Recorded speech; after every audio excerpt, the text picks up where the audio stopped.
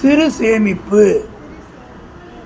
சிறு சேமிப்பு நம் வருவாயின் சிறு பகுதியை சேமிக்கும் பழக்கமே சிறு சேமிப்பு. சேமிப்புனா என்னது? உனக்கு ஒரு 100 ரூபாய் கையில் வருது, ஒரு 5 ரூபாயை சேஃப்டி பண்ணிவிட்டு 95 ரூபா செலவு பண்ணணும்.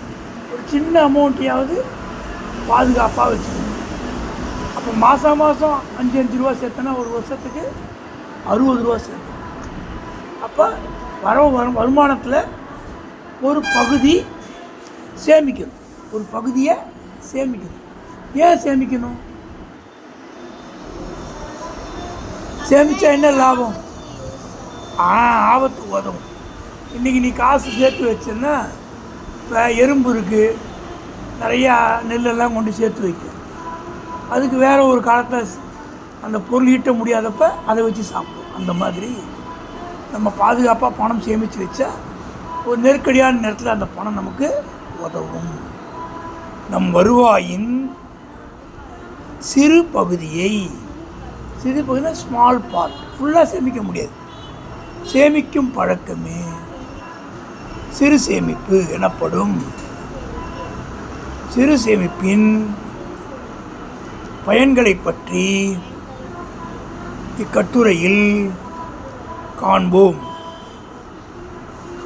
சிறு சேமிப்பால் சிக்கனம் வளர்கிறது. சிக்கனம்னா என்ன?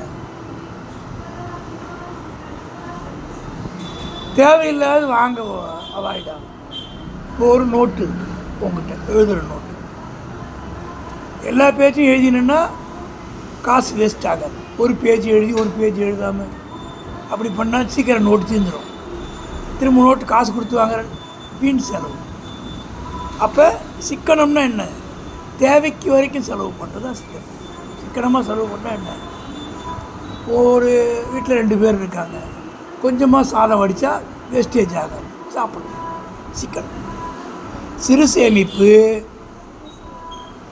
எதிர்பாராத செலவுகளுக்கு பயன்படும்.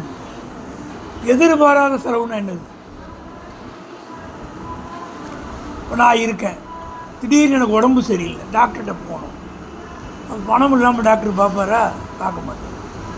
மருந்து மாத்திரை காசு இல்லாமல் வாங்க முடியாது. திடீர்னு உடம்பு சரியில்லைன்னா செலவு பண்ணுறதுக்கு பணம் வரும். வருவாய் இல்லாத காலத்தில் மிகவும் உதவியாக இருக்கும்.